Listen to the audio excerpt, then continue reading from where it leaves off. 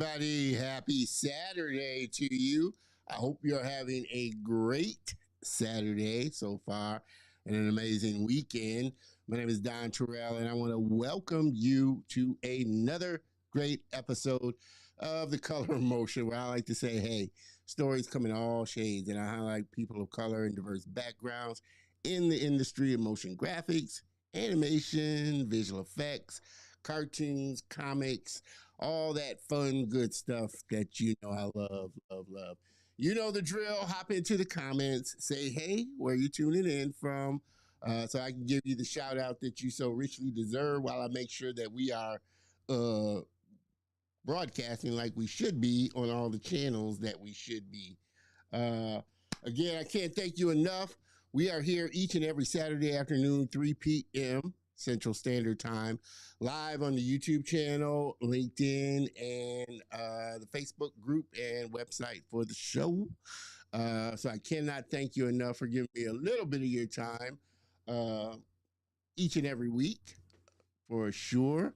Uh, like I said, we're here every Saturday, but I always encourage everybody to get plugged into the YouTube channel. That's where I'm really trying to grow the community, youtube.com/Don Terrell.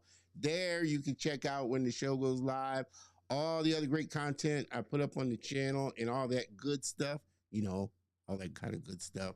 But there, definitely you can connect with all the other people in the group and the community and have some great engagement. Also, you can find us on Spotify and some of the other music channels out there, or podcast channels, I should say. Spotify, Amazon Music, iHeartRadio. You can start to find some of the episodes there. So we're really looking to grow the audio portion of the show as well.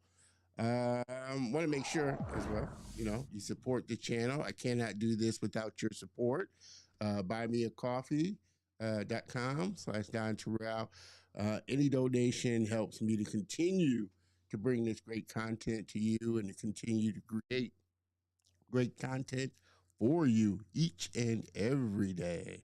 I appreciate that. Also, big shout out, of course, to today's sponsor of the show, DG Graphics, for always supporting and, backing the show. Definitely looking forward to bringing more sponsors on to support this vision that we're doing here. Miss Maggie, good afternoon. How are you? Appreciate you always tuning in and supporting the show. Hope you are as excited as I am. We got a returning family member, so super, super excited about having her back on. And we were doing a lot of talking before the show. Had a show before the show type of thing. A lot of stuff's been happening with her, so super, super, super excited about her coming back and updating us with what's been going on with her. What else? I think I got everything for the most part. I think I got all the housekeeping stuff done. With that, I think we can. Oh no, I want to do this before we go to this. Uh, Before we intro into it, I definitely want to make sure because I've been missing this like the last couple of episodes, and I definitely want to get in the habit of doing this, and that's the jobs board. This is a new section where, well, I did it a couple of weeks ago, but I'm going to start, like I said, really posting jobs that come across my feed throughout the week on LinkedIn that, you know, maybe not be for me, but I feel like could help somebody else or somebody else could benefit from it. The links and everything will be in the show notes to where you can go check out the post and um, check out apply. But you can go there. Here's the first one, Frame Store. They're doing some hiring. Again, I'll put the link in the show notes on the position and everything, give you all the details. But Frame Store, this is London, Frame Store London, that's hiring. So I'm not sure if they're, well, I'm pretty sure they're probably giving preferential treatment to Londoners. But if you're able to, if you got a visa, you're able to travel, that might be a good opportunity for you.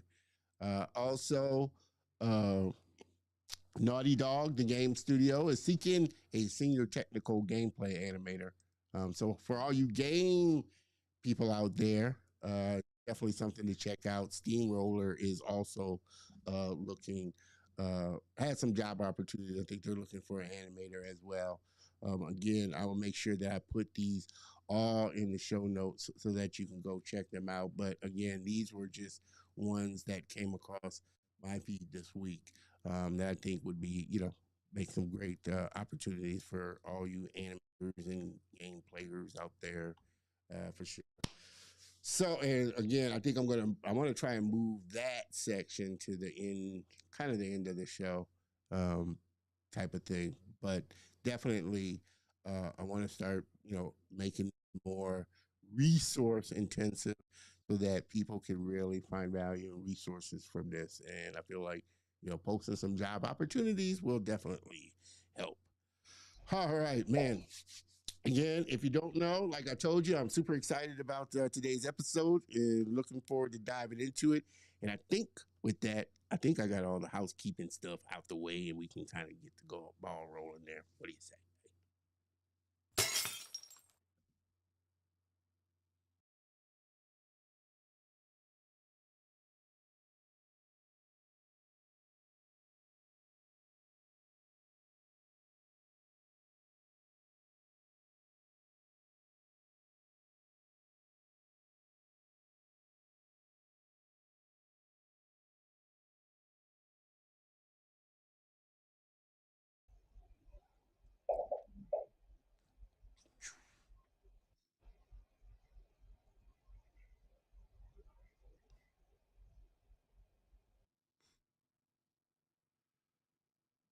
We are back. All right.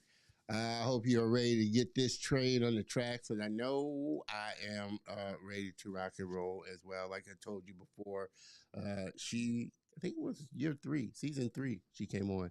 And super excited about having her on. And again, super excited about having her back on the show for sure.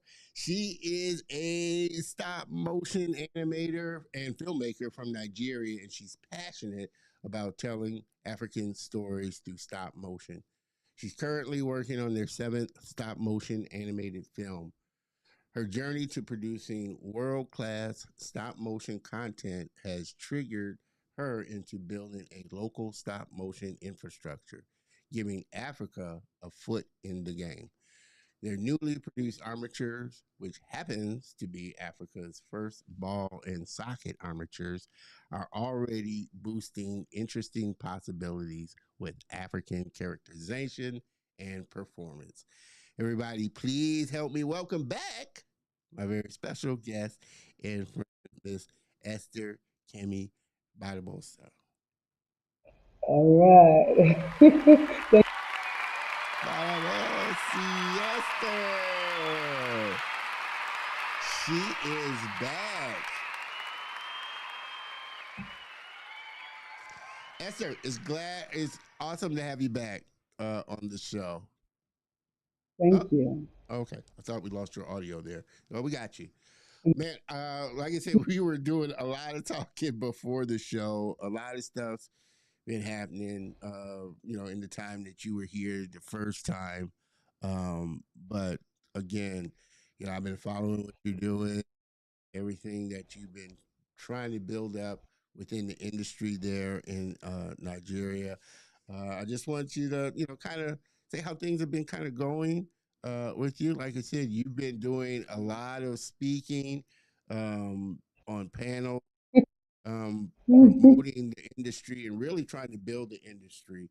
So I want to kind of, talk about what you kind of found or discovered during your talks, on panels with other creatives, African creators, and other companies? All right. Thank you so much. I'm so glad, I've looked forward to the program since we talked about it. And so, yeah, I'm very excited to be here. Yeah, for the panels, yeah, it's one of the really amazing things about panels is that because stop motion is something that's just beginning to gain traction on the African continent and Nigeria. Um, the panels are so instrumental to keep the message going, to keep the word in the air and keep things mobile. And then also, it's also been a way of being able to reflect on what the progress has been. Um, for processes. For example, being on the show, it's we were talking just before we started. We're able to look at what it was like when we spoke in 2023.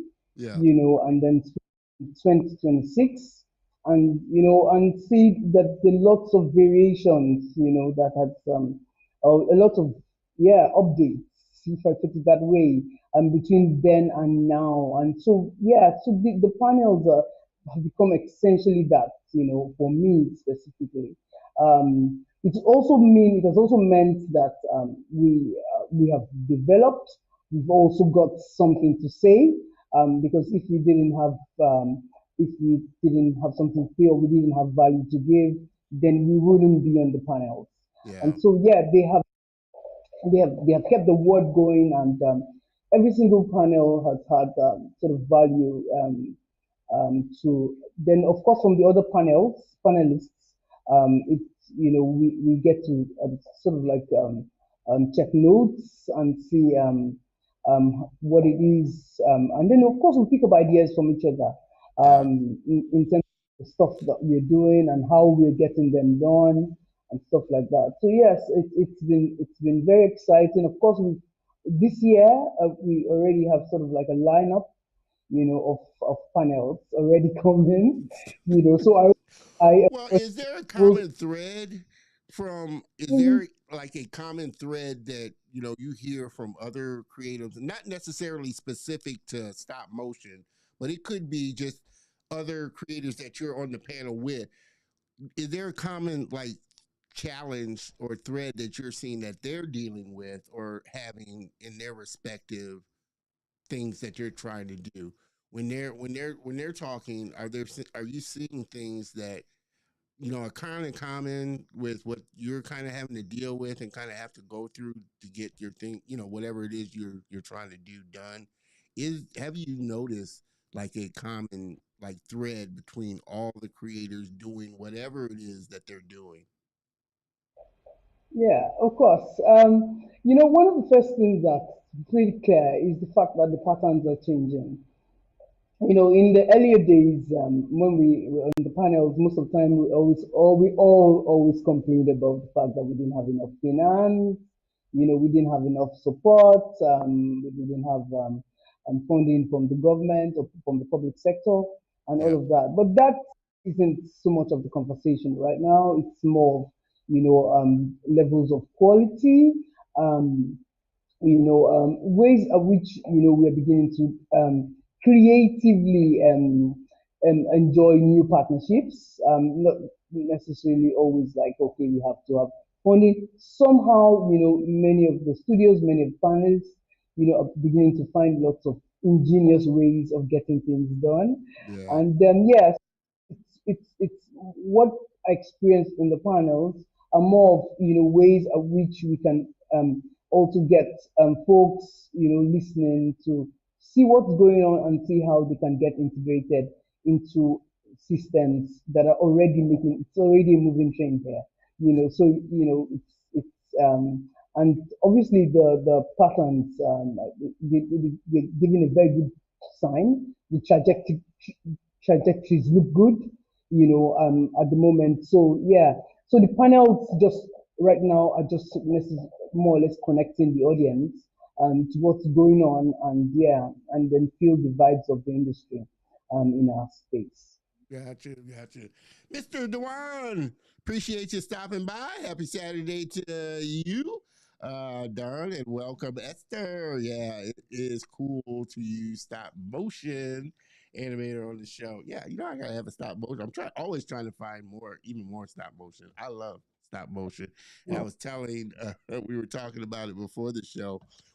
You really if you really want an appreciation for stop motion, watch the behind the scenes of them making it. You'll get a much better appreciation and a love for the medium.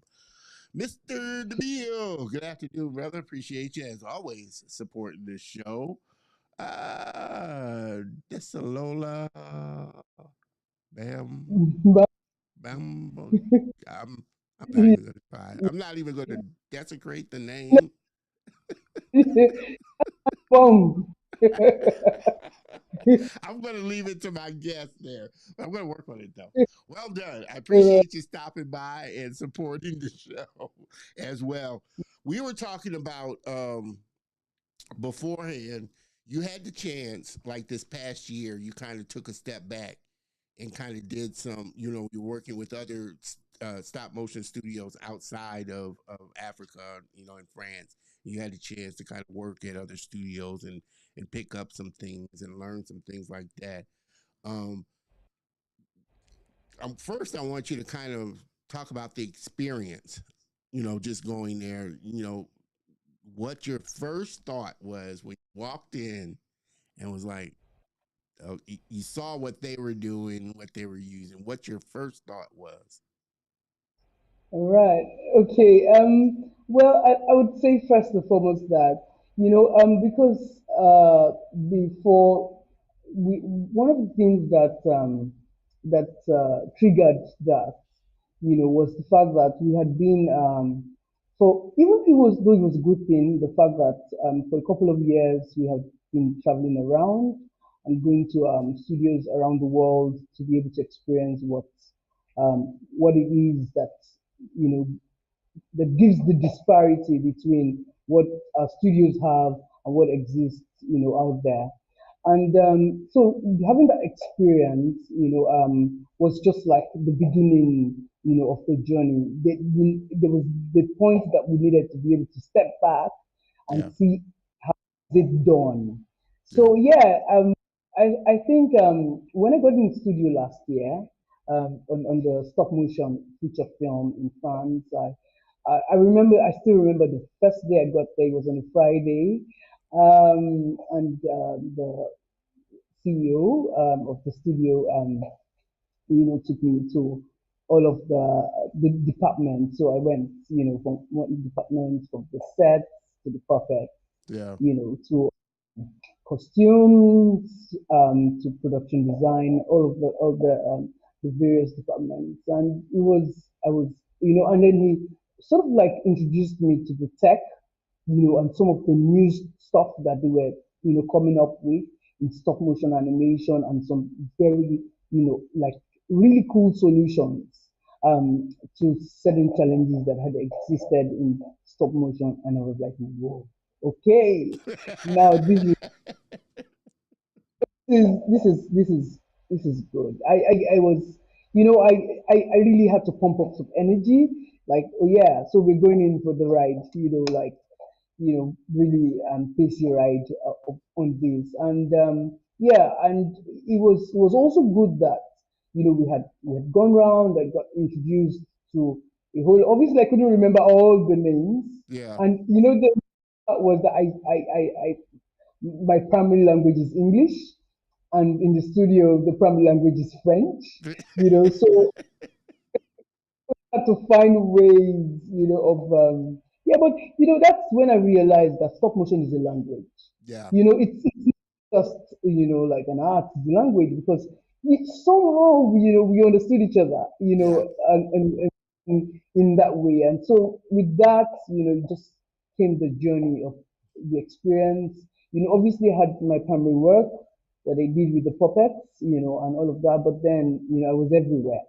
yeah, I was everywhere, because it was just, there was a lot to take in, because I knew that, yeah, for where we were and where we're at, we needed a lot, yeah, to be able to pick up from, the point we're in, to be able to integrate internationally, yeah, and it wasn't just that, it's about all the people that I connect with, yeah, and, find ways at which we can get to that level, yeah. that Well, I can think, find. you know, to your point, I think every creative, should take that kind of stance of I'm trying, always constantly trying to improve my craft. And there's always somebody out there doing something different than you hadn't thought of or wasn't doing in the first place. And so just exposing and seeing what they're doing gives you ideas of, like I said, what you can take back and implement into what you're doing and the things that you're and the stories that you're trying to tell. Um, and to your point that art and just that stop motion creative is universal. I love listening to. I don't know if you had a chance to see or Fortiche is out in Paris. They're the ones that did Arcane.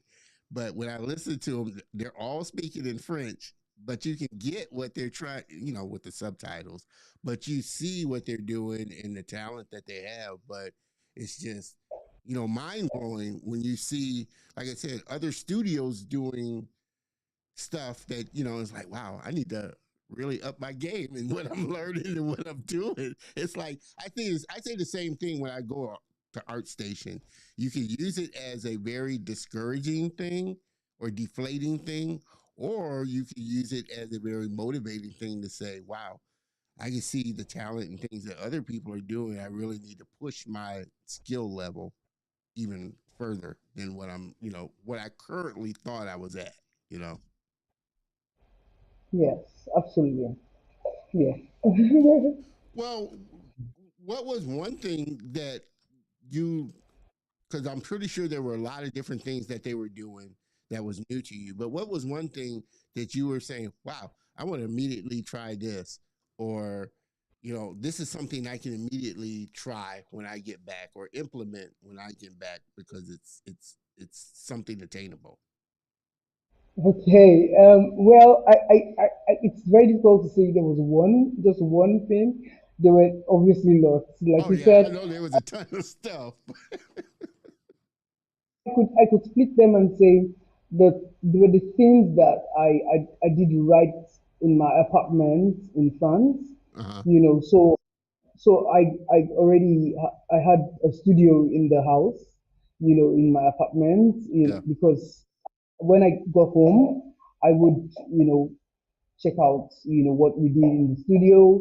Like for example, I remember that in the I came across the wood called balsa. It was the first time I knew about it. I did Really? not. Really? Yeah, Wow, interesting. balsa wood. That's interesting. Well, I shouldn't laugh because we think it's something. I mean, balsa wood here is just balsa wood, but you don't think that other people, it might not be as common to other people. But that's interesting, balsa wood. Yeah, Yeah, so well, it was my very first time. I was blown away by the properties of the wood.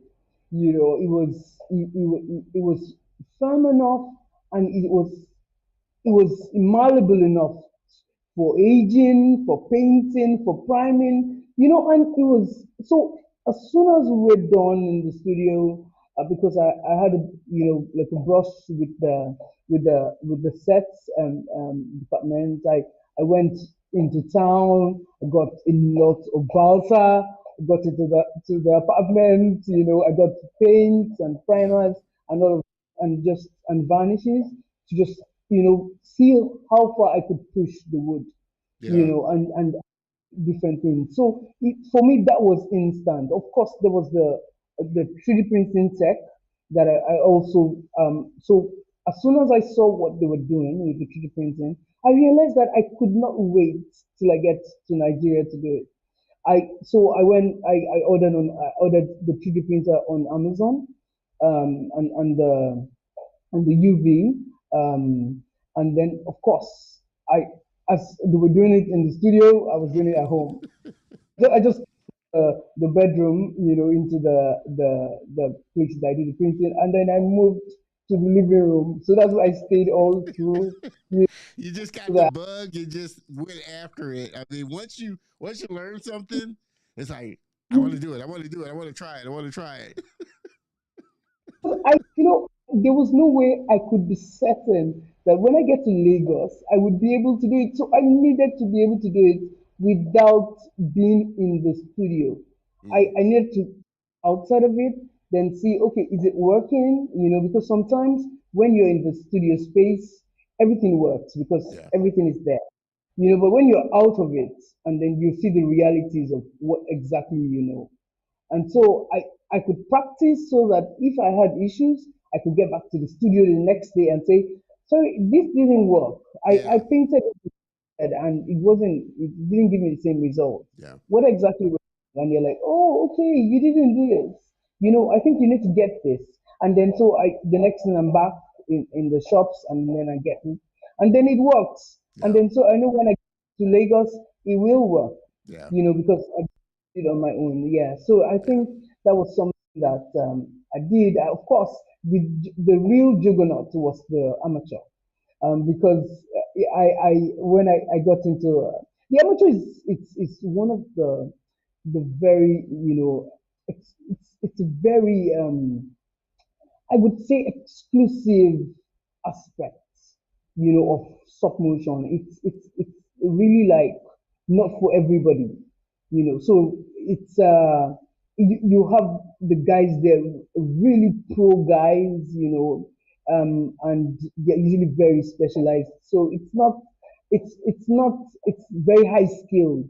Yeah. Um, Aspect of stop motion animation. And so it was I would go there and see the stuff because I was in the puppets at this time, and then I would go there and see what they were working on and all of that, and I'd be so amazed at the precision, the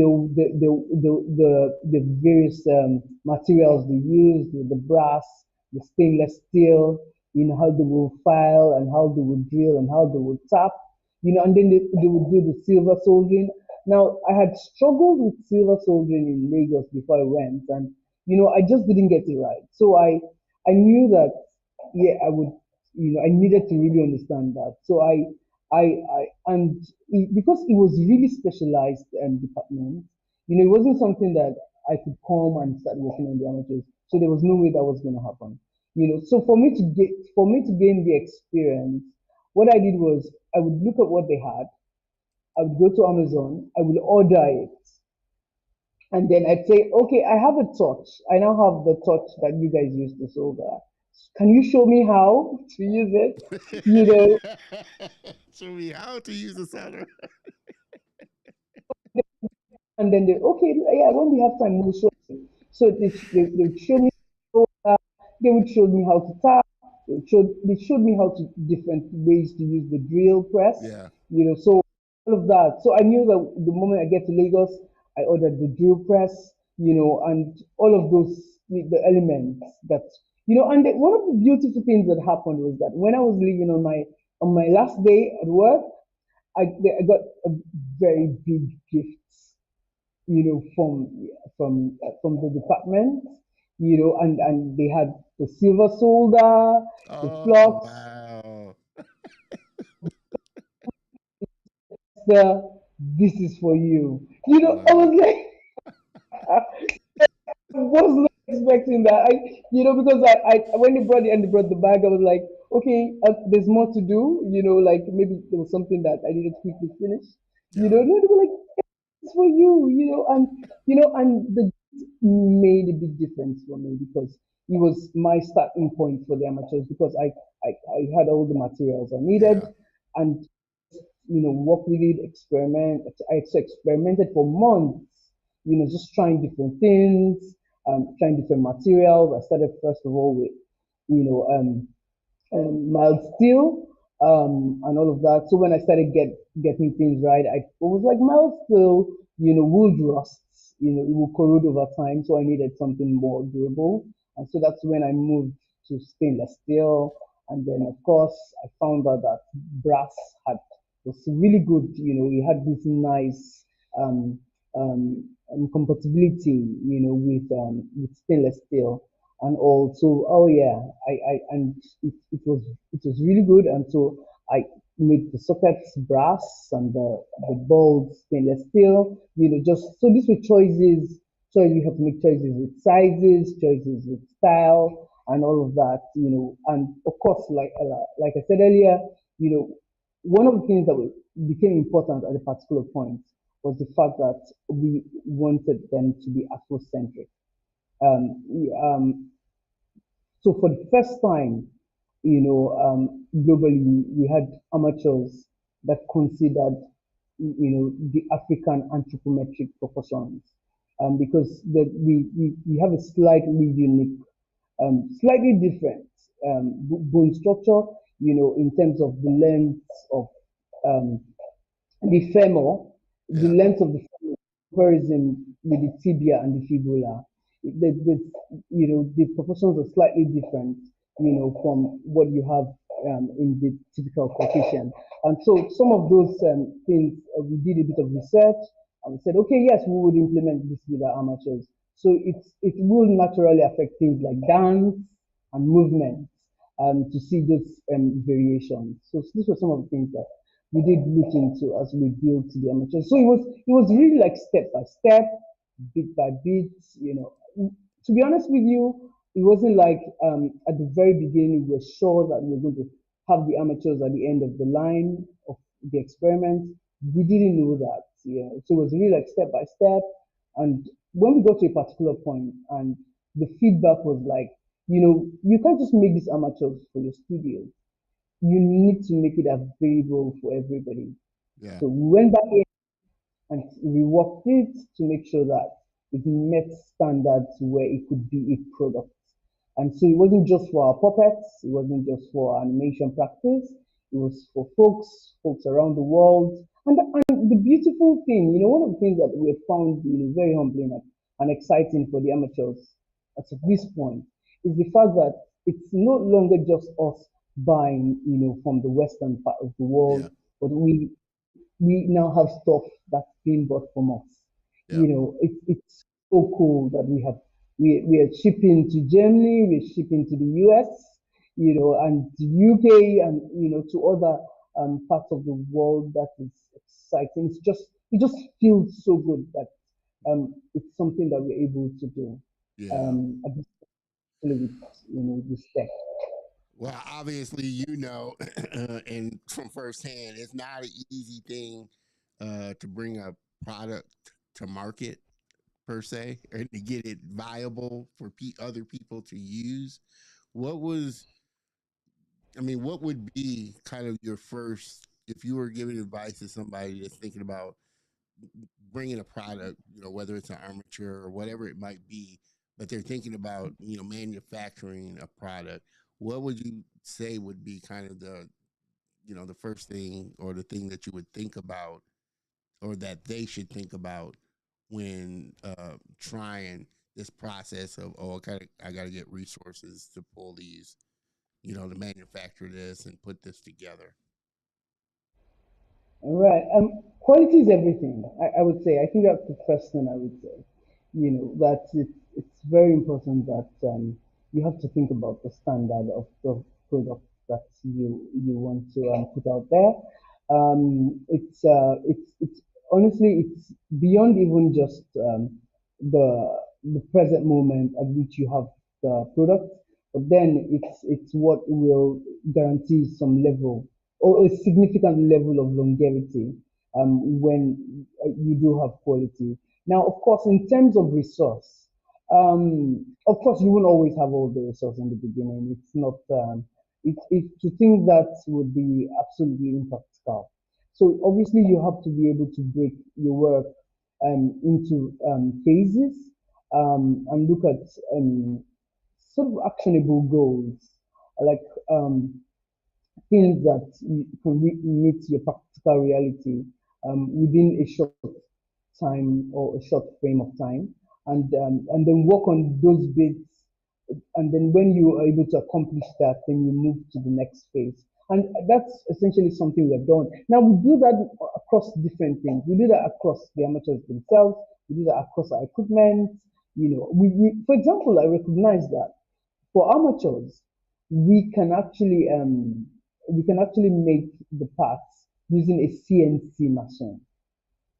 Mm. Now, a CNC will just put in the sheets and it will do all the cutting and all of that. Everything is done, by the computer. and then like you would have it with a 3D printer, and then it does that. But then at this point, one of the for me, and I find it really exciting that we can do that because I know that eventually we will get the CNC machine. But right now we do the with the drill press and the milling machine. Um, and the milling attachments is for us to be able to get the jig drills for the sockets, and then of course for our universal joints. And so this because we are able to work in phases and not necessarily work out of our budgets. We have found possibilities in what we have been able to make available, and in that way we have a good product, even if we don't have all of the funding that we would need to get everything done. So yeah, the idea of being able to work with what we have, and ensure that we're getting the highest standard. So we're not. So if it's not up to standard, we put it aside. We just say no, we trash this, until we get it right. So that also helps not just with the machines, but with the principles or the values of the people that operate um, the machines, knowing that if it's not good, then it doesn't go.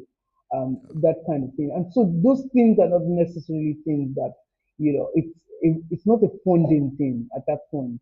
It's more of a value thing. And so, yeah, that's essentially how we have been able to create the amateurs, even if because it's one of the things that would have stopped us from making or having the amateurs exist at this time would have been saying, okay, yeah, we've written the proposal, yeah, we want to make amateurs, and then so let's see how we get funders. Funding. Um, Yeah. Try wait for the you funding to actually do it.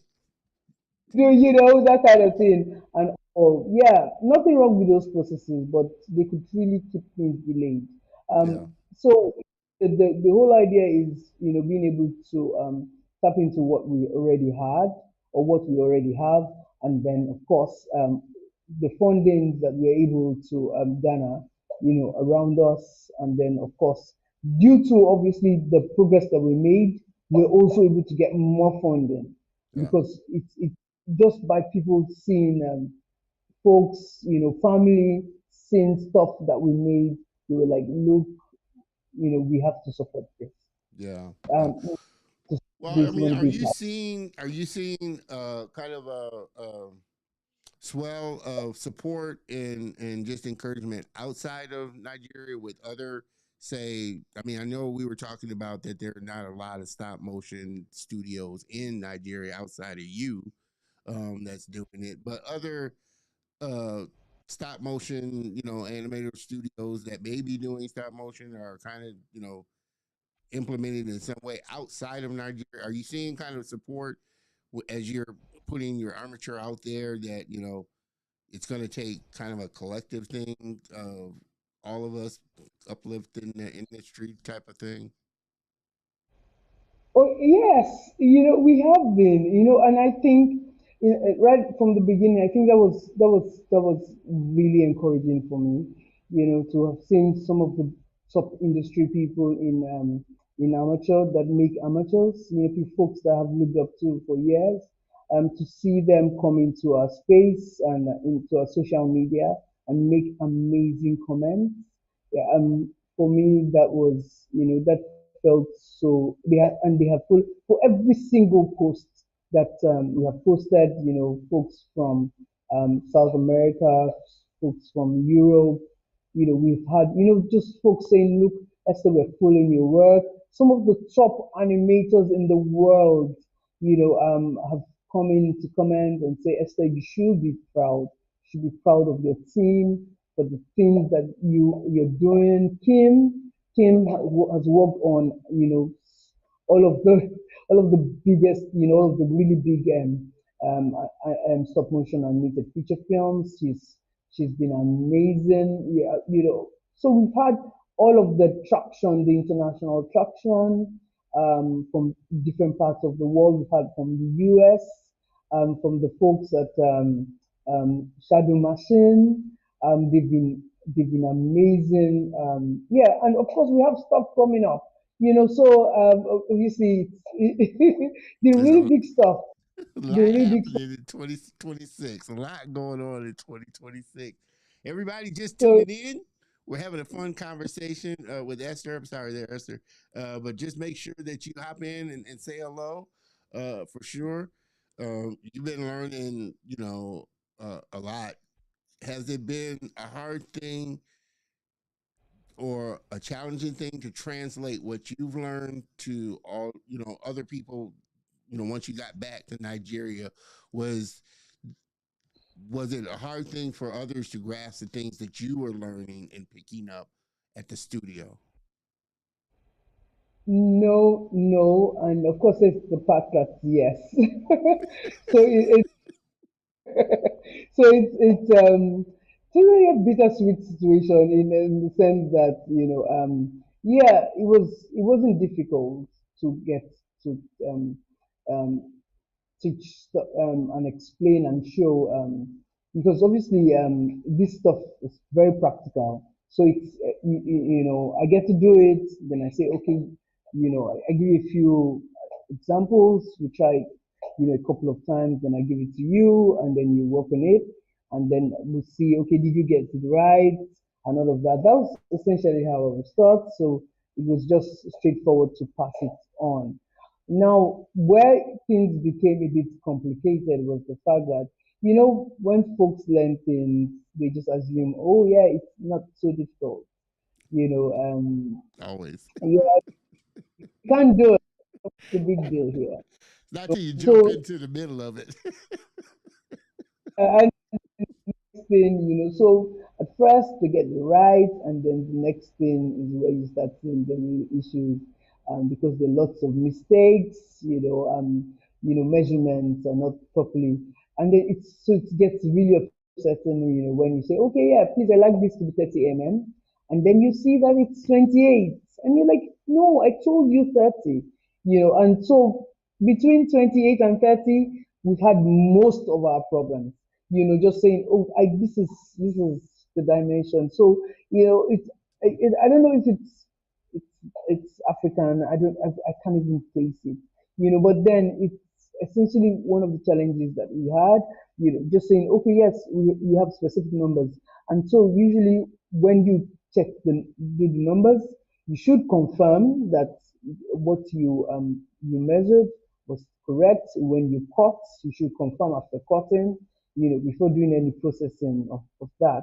And so folks just figured out that, oh yeah, we put on the vernier caliper, we have 30, we marked it, and then we cut it, and we just assume that it's 30. And many times, I can assure you, it's not 30. If you don't do the measurements, the counter measurements to confirm, and counter confirm that it's those numbers, Yeah. at some point. And so when it's time to fit it into the place that it should be, then you will see, even if it's managed to pass, see when you get there, you're like, whoa, this thing is not long enough. Let's check it. What's the measurement? And then we see that it's not 30, it's 28. And those the kind of things. So that's essentially where, we had a bit of challenge last year, Yeah. in trying to see that, quality control starts from the very beginning of the process, Yeah. not at the end, just to ensure that we're not wasting a lot of material Yeah. in the process, trying to, because we have to get certain elements done, and then Yeah. it's yeah, Well, it could I think be. every creator quickly realizes when they get into a studio or working environment that they have to be on their, it's their A game of what they're doing, and they have to be, precise in the things that they're creating and executing. And like you said, excellence starts at the beginning and goes all the way down the pipeline. Being excellent and just trying to get it right, get it right, get it right, as and check, check, check as best as you can. If you agree with us, say it in the comments there, everybody. We're just having a fun conversation with guest and family member Esther Badamosi. Stop motion animator. I hope I pronounced it that. I know I probably didn't pronounce it correctly, but Badamosi. Bada, Yeah, I keep did I Badamosi? yeah. I keep wanting to kind of put the G in the Gbadamos, but I think the G is silent. Badamosi. Badamosi. Yeah. Uh, but we're having a fun conversation with friend and family member Esther Gbadamos, the stop motion animator out of Nigeria, Lagos, Nigeria, talking all things stop motion. Um, I mean, we're talking about is such a fun medium. I mean, and you've been doing it for a while. What was that thing in stop motion that grabbed you? Because it could have been animation, it could have been anything that got your attention. But what was it about stop motion that got your attention? Wow. Okay.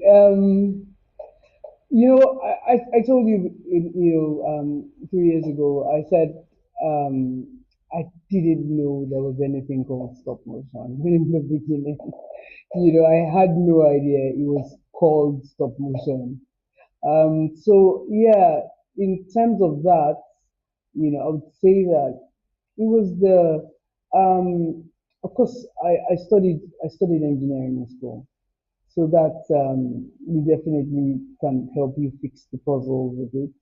As to why I could actually work on the amateurs, for example. Yeah, You know, yeah, but it was. I think it's the hand.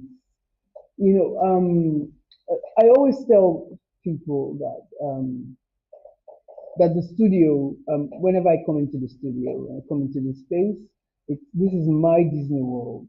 Um, I enjoy every aspect of it. Stop motion has never been work to me. yeah, Never.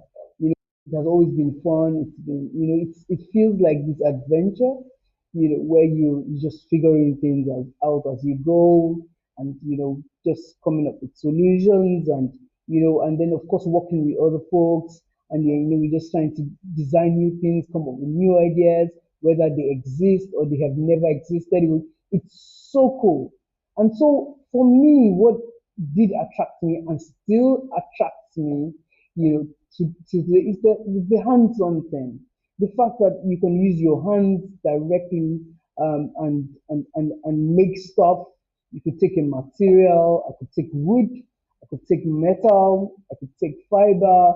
I could take silicon. We have lots of different materials in the studio, and just come up with things on the go. I take, more synthetic material like resin, various kinds of chemicals like PU and all yeah, of that, and just stuff, on the go. That for me is just awesome. yeah, It keeps it's that yeah, it's interesting when you say that in the times where AI is all over like the place and all of that. But for me, I also do feel that getting to do things with your hands and yeah, make stuff, is can be some of the best things that yeah, some of us could do, because obviously I recognize the fact that for everybody we are obviously unique, and yeah, but for some of us our strengths are really in the things that we make with our hands, and so yeah, for us stop motion could be, yeah. Well, I mean, yeah, I think it goes into what you just said, that there's something about practical effects and just hands-on tactile things. And I think most directors, while a lot of directors, they have to have those practical effects rather than CG or rather than something computer generated. They would much rather have puppets or practical things, ships, models of things that are practical that they can put their hands on and touch and maneuver and move. I think that goes directly into stop motion, just the practical effects of moving things around and shooting them. And yeah, again, like I said, if you really want appreciation for storytelling. Just watch a stop motion animator, and I'll admit I don't know if I had the patience to do to do that much back and forth for little minute movements. That's the thing that just grabs you. I mean, just little minute movements. They're going back and forth for just moving their head this way. They're going back and forth 24 times just to, Yeah. and don't let it be multiple characters in a scene. That just adds on a layer because you're interacting and having to animate that interaction is a thing in and of itself, is a skill in and of itself. Yeah. So yeah, you get a big appreciation for stop motion. I love it.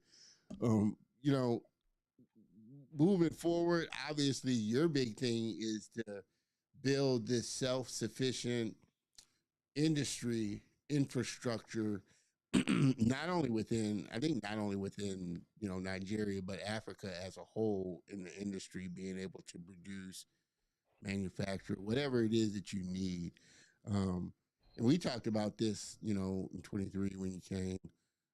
Your hopes for the future, your vision for the future, kind of lay out like just a few things that where you're seeing this going and kind of in your mind just maybe a timetable where you start to see this big shift. We're already starting to see it, but where you feel that it's at to where like when you went to France and you were looking at others, okay, we're here. We're at this point now type of thing. Alright. Well, yeah, I think this the picture of what we're looking at. It's something that I get to look at virtually every day. Because it's essentially what drives me. It keeps the entire process of what we're working on. Sometimes apparently trying to build some sort of ecosystem for stop motion animation in this space. So yeah, it's kept us clearly on this journey, and so it for us to talk about the future. It's always very good that we're able to pull it from the past, and so we see that yeah. For us to be able to have gotten to this point, we've had lots of support. We've had lots of support from the French embassy um, in Nigeria. Of course, we also had support from other organizations, Access Bank, and the Flourish Africa. It's a women organization and women entrepreneurs. We've also had from the U.S. Embassy. Yes, U.S. Embassy has been, right from the beginning as well. Um, giving us support. We've had huge, massive support from the Berlinale in Berlin. Yes, they have from the moment that I was a talent in 2023, and then I was a fellow, the fellow of Berlinale Mastercard, Berlinale Talent Mastercard and program in 2024. Yeah, so all of these things has given us immense support to be able to build the stop motion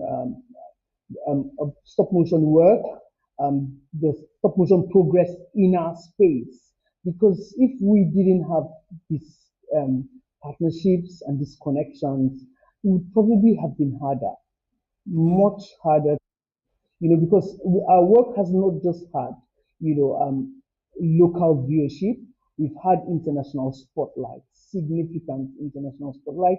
I have, I have lots of friends, stop motion people around the world, that we've met in different places around the world, to talk about stop motion, how we make progress, and this has also been part of what has helped us grow in that sense. So because there's a thing about the orientation, that helps you look at things not just from a local perspective, which was where I started from, to have a more global view of whatever it is that I'm doing. So I'm not thinking, oh yeah, how's it going to work in Nigeria? I'm thinking, I know that our stories can go far, far, far beyond to places where we have not had Nigerian we have not had Nigerian stories.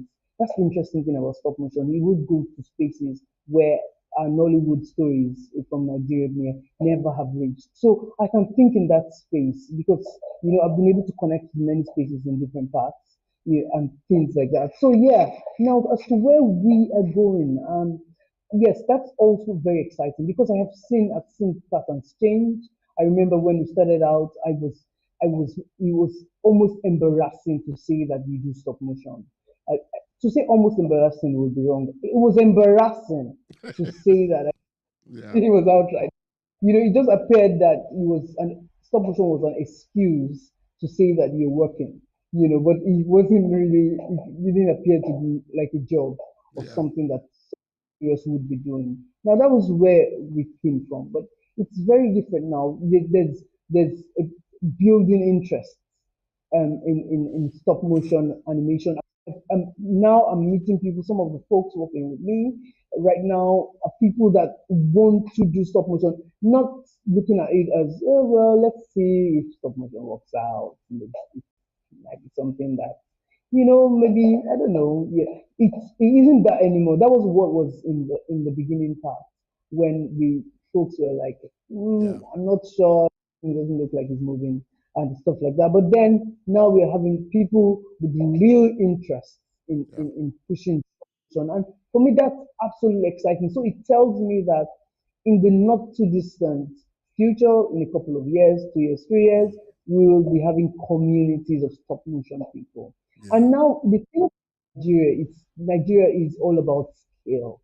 Obviously it's a large country with a large youth population, and very talented, Yeah. and quite working as well, and yeah, the people are loud, I can assure you that, so it's once something gets integrated into our system, it will scale.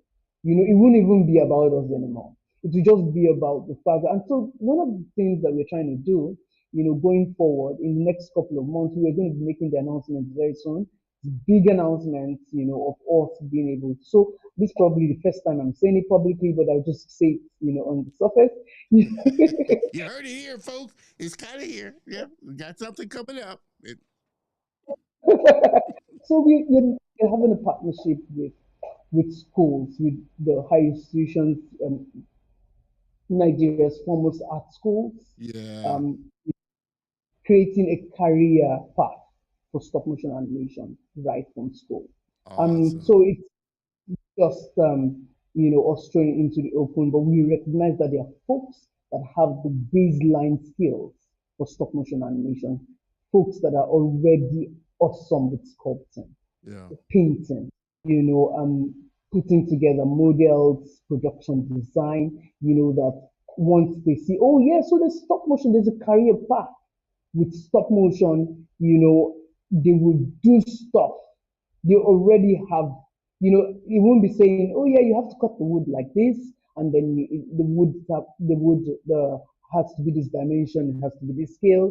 That would not be the issue for them. It would just be, just give them, just show them that there is a path here, Yeah. and this is what you need, and they will fly with it. With it. You Yeah. know, that And I think just that's what we're seeing from great creators like you, great creators, and animators. And again, I'm not just speaking of stop motion. I'm talking about animation industry, which includes stop motion. But from people like you, that are out there really promoting it. Companies like Triggerfish, they're putting out great stuff. Creators, which I am trying to get him on the show, who did a who did one of the Tizazi, I forget his name, Raymond. Raymond okay. Malinga, trying to get him Yeah, on. So, but you got creators like that, obviously, that have blown the narrative of, can we do it? We just need the tools and the resources. I mean, it's not a question of, are there creators here that want to do it. I mean, there's a lot of creators there that, it just give us the tools, give us the learning, the schools, all the resources that you have. everybody else has, and you'll see the stuff as we have been seeing coming out from, Africa and the continent of Africa. So I applaud, like I said, creators that are pushing, helping to push the medium and get it out there. Because again, while animation, 2D, 3D is the big thing, stop motion is kind of considered a niche animation, but it is really a amazing artisan skill storytelling medium, Yeah. and companies like Radiosity, Leica, Aardman, like we were talking about before, really show that the medium's not going anywhere, and you can still tell amazing stories, just stop motion type of stuff. So I applaud you and what you're doing and the work that you're putting in with really uplifting the medium of stop motion. Thank you. We have been having an amazing conversation with with my friend, family member Esther. As I always told her, I always love when she comes back and just updates us with what's going on. I always love when family members come back and update us with what's been happening with them, because trust me, in the time that they first come on and in the time that they come back on, a lot of stuff happens. They work on a lot of amazing things.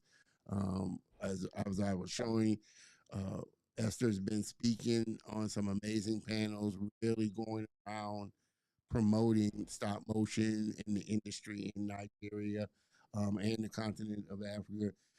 Amazing product, armature product, that's gaining traction and really getting out there. So I feel really honored to be a little part in helping to get it out there and promote it and just share what you're doing. Yeah. Thank you. Awesome, awesome. As we close this out, I want to ask one, I guess, final question. Just, one parting piece of advice that you would give, or say, to somebody that is just, I want, I want to be in stop motion. I want to do stop motion. I mean, what's that one thing that you tell those kids and younger ones that you come across that are just enamored with what you do? All right. I'll say, of course, I would say go for it. And then move away from the noise, because there is a lot of noise, and you'd probably hear a lot of discouraging comments and all of that. But then, go for it. It's stop motion is that one medium that has maybe a small community worldwide, but it has a large footprint. It's one of the few areas in film that you don't have crowd, but always shows up it always shows up large on the world stage. Every stop motion animated film, always, especially done well, Yeah. you know, sometimes you find huge representation in the Oscars, you find huge representation in some of the really big festivals around the world. It's for a community that small, you would not expect that level of footprint. So when someone from a unique part of the world, and I think that's one of the things that has really helped. Yeah, in the beginning, it came across as a sort of disadvantage, because it appeared that one was a lone ranger, and it just seemed like a fish out of water kind of situation. But as soon as we were able to get our foot on the ground and gain some level of traction, it became the picture became more of representation and kind of situation where our stories, black stories begin to find, not being told for us, retelling our stories ourselves, on the global stage. And so, because it is essential, stories, one of the important elements of stories is being able to have some level of diversity. All stories can come from one part of the world, needs to come from different parts. And people need to tell those stories. If I'm not telling our stories, nobody's going to tell our stories the way, it should be told for us. We can tell our stories, and it's our responsibility to tell the stories through whatever medium, is available to us. Stop motion is that unique medium which hasn't had so much expression, from our perspective or from our part of the world. It's been very limited. In fact, I have found myself in many parts of the world, many industry, and so many festivals, stop motion festivals, and I'm the only black person. It's happened many times. In Poland when we have the festivals, 2 years in a row, I was the only black person, at the festival. I didn't say only African. I said only black person. So it's essentially, what that just goes to show that representation is required. So Yeah. if you're thinking about it in your mind that you want to do stop motion, go for it. The opportunities, are just right there, Yeah. waiting for you. Yeah, and it keeps getting better, Yeah. you know. You don't have to drop a bomb, but I want to ask you this final question because as you were saying that, it was kind of ruminating in my head, and I'd like to get your perspective. I mean, because it is kind of a political thing, obviously. And I don't know if you're following what's going on over here. We're getting hit with a lot of DEI. We're getting stripped. They're stripping away a lot of civil rights, DEI, all that kind of stuff. Right now is getting hammered. So I don't know if you're kind of following that or kind of on that of what's going on, but that does directly to play into what we're fighting now: diversity, diversity, and inclusion and equity in the things that we're doing. How does this one last question? How does the perspective of what you're seeing going on over here play in your mind in this worldview stage that obviously we live in? All right. These are my thoughts. I think it will pass. I'm very sure of that. I'm very I'm a student of history. I'm very very conscious of things that have happened in the past. I have a very thorough understanding of the U.S. history, Yeah, and so when I look at the patterns, I recognize that they will pass. The founding fathers, the civil rights movement, they have done enough. It's it's essentially, it's those roller coaster years, that happens in between folks. It's this is not the times where the the blacks, didn't know how to read. No, this is not those times, where they like trying to get free and stuff like that. This is way that folks have done good for themselves, have done amazing stuff. When you look at inventions and you look at things, in history, you see so many blacks at the helm of affairs. And so it's that not nobody can take that away. It already exists, in history. And so this will definitely pass. It's not. It would. It's unfortunate. I would have expected that the trajectory of things would continue to have risen after President Barack Obama had this president. I was one of the people that in 2008, I was crying, yeah, like, oh, so because it for me that victory kind of, it changed my thoughts, about life. It made me realize that it was never, the color of my skin is not a limitation, and that if I dream it, I could do it, and for me that was a big deal. It was a real turning point for me on yeah. that night in November, Oh yeah, of it was a 2000. turning point for a lot of people. That's what a lot of people don't get. It was a big moment, way Yeah, bigger than so what most people think. Yeah, so you one would have expected that trajectory would, but then, like life is always, Cyclical. things would dip. It happens in the financial market.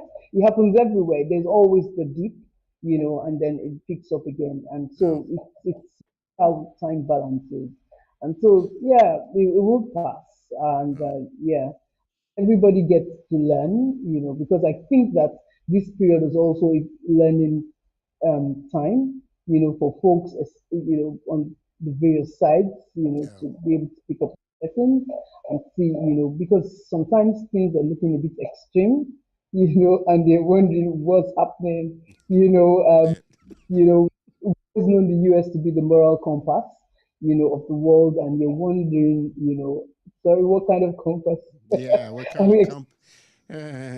We're not gonna get into that. As we round up this, but that was just kind of a thought I had in my head as you were talking about, just the, the the driving force of stop motion and animation.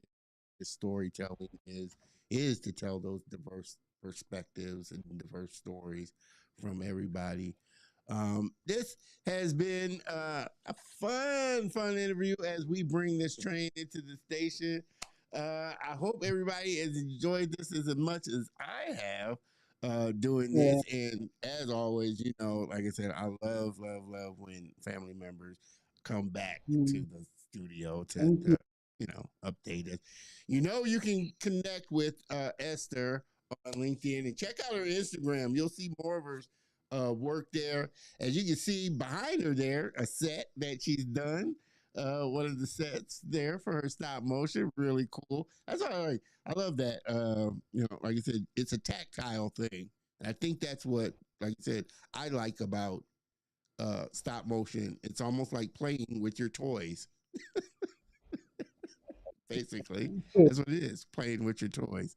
But definitely make sure you connect with Esther and check out what she's doing. She posts a lot of the papers and interviews that she does, and definitely check out the armature that they produce. Is definitely a quality piece of merchandise for sure, and looking forward to seeing more of them in the industry. Uh, Definitely. What else? Uh, Also, as we close this out, again, all the resources from the job opportunities will be in the show notes as well. Esther, I know it's late there. I'm always appreciative. Big thank you to Esther and all of my friends that come on live when they're over in massive times differences. And I know it's really late over there in Nigeria. So Esther, again, thank you so much for agreeing to be on live and coming back and sharing with us. You're always welcome with everything that you're doing to come on and keep Thank us updated. Um, if you. you could hang out for a second, I would appreciate it. If not, I totally understand. It's late. I will hit you up. But uh, if you could hang out while I close this out, I would appreciate it. Again, I know it's late, so Okay. I'm not going to hold you. But everybody, please help me thank again Esther Gbadamos for coming on and sharing all her knowledge and skill. Thank you, Esther. You can hang out if you want. Again, if you can't and it's too late, I understand. While I close out, I will hit you up tomorrow if you don't, for sure. But thank you again, Esther, for coming by and sharing with us again. All right. Thank you so much. As we close this out here and bring this train into the station, I can't thank you enough. We got one more next week. Is our last episode of the quarter before we dive into a little short hiatus. Next week is going to be no exception. I'm super looking forward to next week's guest. Mr. Charles Metz, the third senior 3D character and technical artist, is going to close out our first quarter of season 6. So I'm super excited about him coming on and having a fun conversation for that. Johanna, thank you, Don. This is simply amazing, and thank you, boss, for the advice. Go for it. Go for it. Don't let anything stop you. You got an idea, you got a story, go for it. And especially in today's time, you got a lot of channels to get your idea out there. So don't uh, don't stop. Miss Maggie, appreciate you. Ooh, I had a little cough there. Appreciate you as always for tuning in. Appreciate all of you as always for giving me a little bit of your time every Saturday afternoon. Can't thank you enough. We got some amazing plans moving through this season 6. So please make sure that you join us. Be a part of the family. Subscribe to the channel. Like I said, I'm trying to grow the community. I want you to be a part of this family, part of this movement, part of this creative journey that I am. So please hop on over to the YouTube channel and become a part of our community. Definitely would love it. All right. With that, I can say this has been an amazing episode. You guys have the best viewer, the best audience that I could ever ask for. Have an amazing weekend. Have an amazing week and a productive week. I will see you next week. Same bat time, same bat channel. Cheers, everybody.